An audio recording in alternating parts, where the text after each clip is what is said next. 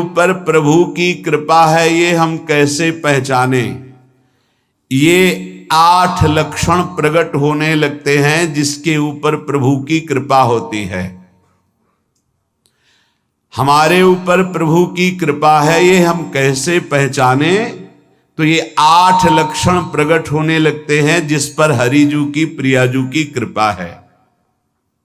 पहला, घोर अपराध करने वाले के प्रति भी दया की भावना, शांति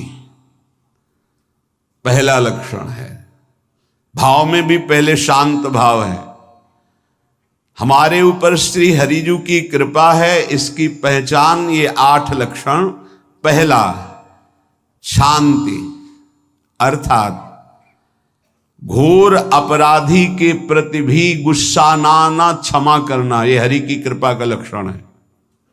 देख लो भाई, घोर अपराधी शब्द तो जाने दो, जरा सा प्रतिकूल हो जाए तो लाख समझाओ पर भ्रकुटी तनी रहती है। भला ऐसा है? अपराधी पर भी क्षमा का भाव होना, ये हरि कृपा पात्र में ही होगा, अन्य में नहीं। तो अगर अपने हृदय में ऐसा लगे कि ऐसा नहीं है तो हरिजू से प्रार्थना करनी चाहिए कि कृपा करो, मेरे में सामर्थ्य आवे। दूसरा, अनुसूया, वो किसी भी के प्रति कभी भी कोई दोष दर्शन ही नहीं करेगा। दोष कथन, दोष श्रवण की तो बात जाने दो। अनुसूया, दूसरों के गुणों में दोष ढूंढना ये नहीं होता। हरि कृपा पात्र में ये नहीं होता। ये सब भजन के नाश करने वाले, जैसे पहला अपराधी पर क्रोध कर देना, तो माया ने भेजा इसीलिए था कि तुम्हारे साथ व्यवहार ऐसा करे कि तुम क्रोध करो। क्रोध करोगे तुम्हारी ऊर्जा शक्ति नष्ट हो जाएगी, अध्यात्म में जो चलने की थी। और कहीं तुमने संकल्प कर लिया तो भजन शक्ति नष्ट हो जाएगी। तो अगर भजन बल है तो गया, जरूर उसको दंड मिलेगा, पक्का मिलेगा, 100% मिलेगा, लेकिन आप खाली हो गए। ना भजन करने की वृत्ति रहेगी और ना भजन रहेगा, दोनों बात। अनुसूया, किसी के सद्गुणों में दोष देखना, गुणों में दोष ढूंढना, ये हरि कृपा पात्र में नहीं होता। ये बहुत मंगलमयी बातें हैं जिससे हमारा भजन मार्ग पुष्ट होता है। तीसरा, वो बाहर से और भीतर से पवित्र रहता है, हरि कृपा पात्र। शौचाचार का ज्ञान होना चाहिए, वस्त्र आपके पवित्र होने चाहिए, ये बाहरी जल रज आदि के द्वारा बाहरी पवित्रता। और निष्कपटता, निश्चलता, सत्य भाव, ये अंदर की पवित्रता है। अगर कपट है, छल है, असत्य है तो हृदय मलिन रहता है। भीतर और बाहर से पवित्र रहना, इसमें खास बात क्या है? भीतर और बाहर से पवित्र रहने में, भीतर और बाहर से सदैव पवित्र कौन रह सकता है? तो बोले जो पुंडरीकाक्ष भगवान श्री हरि का प्रियाजू का स्मरण करता रहता है, वो शवायाभ्यंतर शुचि, वो बाह्य और अभ्यंतर दोनों से पावन रहता है। तीसरी जो कृपा का लक्षण है, अर्थात वो सदैव भगवत चिंतन परायण, शौचाचार का पालन करने वाला, बाहर और भीतर से हरि कृपा पात्र पवित्र रहता है। चौथा, ऐसे कार्यों का अनुष्ठान न करे जिनमें हमारा भजन छूटता है, जिनमें सत्य छूटता है, जिनमें भगवत भाव छूटता है। जैसे आपके ऊपर कृपा हुई, आप भगवत मार्ग में चल रहे हैं, अब आप ऐसे संसारिक कार्यों का अनुष्ठान कर रहे हैं जिनमें आपकी चित्तवृत्ति बिल्कुल भगवत विमुख हो रही, तो जीवन का लाभ क्या होगा? लाभ तो है भगवत स्मरण सहित।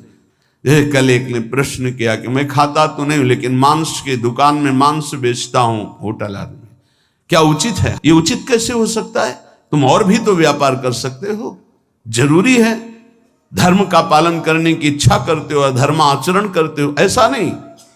तो विरत बहुकर्मा, उन कर्मों से हमें विरत रहना है जो हमारे धर्म के विरुद्ध है, जो भजन के विरुद्ध है। हरि कृपा पात्र ऐसे कर्मों का अनुष्ठान कर ही नहीं सकता।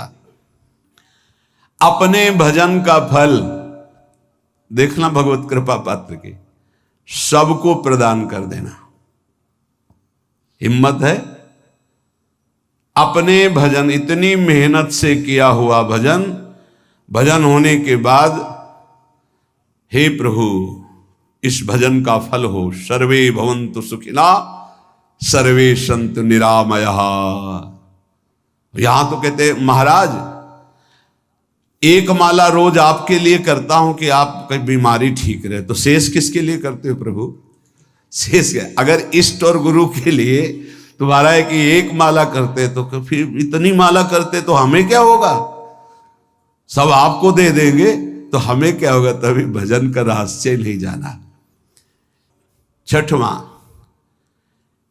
अपने भजन से अपने लिए कुछ भी ना चाहना, और दूसरों की तो बात जाने दो, दूसरों से कुछ ना चाहना ये तो ठीक है, अपने भजन से अपने लिए कुछ ना चाहना है हिम्मत। देखो ये हरि कृपा पात्र में हिम्मत होती है। अपना भजन अपने प्रयोग में ना लाना, इसका भी आंतरिक रहस्य है। अपने प्रयोग में आप शरीर को लेकर के बोलेंगे, अगर स्वरूप को लेकर तो प्रयोग की कोई वहां जरूरत ही नहीं, स्वरूप पूर्ण काम है, वहां कोई अभाव नहीं। जब आप कोई भाव अपने लिए करेंगे तो देह भाव होगा, देह भाव से किसी विषय की मांग होगी। विषय पूर्ति भजन का फल नहीं होता, भजन का फल होता विषय निवृत्ति। बहुत जोर की बात है, कैसे समझ में आए? अपने भजन का भी फल अपने लिए नहीं, दूसरों से कुछ चाह रखना तो बात ही जाने दो, भजन से भी कोई अन्य सुख की चाह नहीं हुई। क्या चाहिए? भजन ही बनता रहे, भजन का फल भजन बनता रहे, खूब निरंतर जप करते रहे। सातवां, किसी भी मान सम्मान कीर्ति पद प्रतिष्ठा के मिलने पर हृदय का असंतुष्ट हो जाना, यह हरि कृपा पात्र का लक्षण होता है।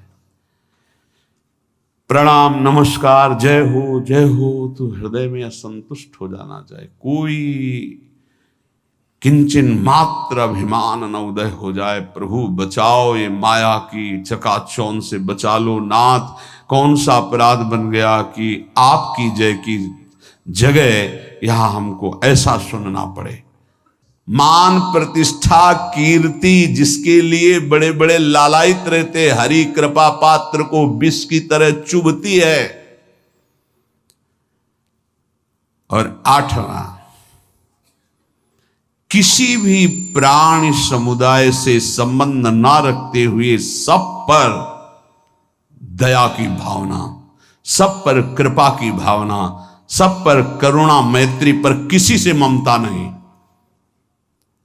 ये सूत्र बहुत व्यवहार में प्रयोग करने योग्य है।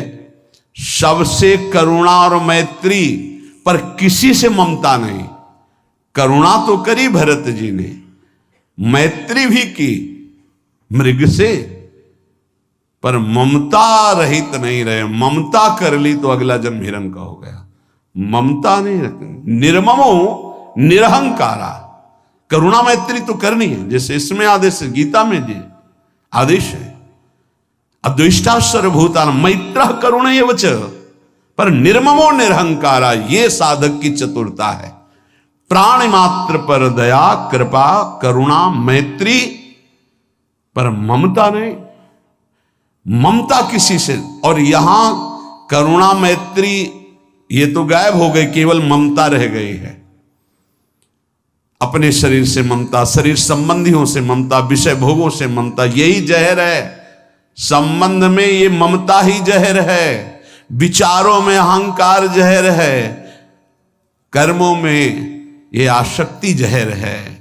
इसी जहर को मिटा दे तो जीवन मुक्त महापुरुष कर्म करते हुए, विषय सेवन करते हुए, वार्ता करते हुए, विचार करते हुए, बिल्कुल जहर रहित उसका जीवन हो गया।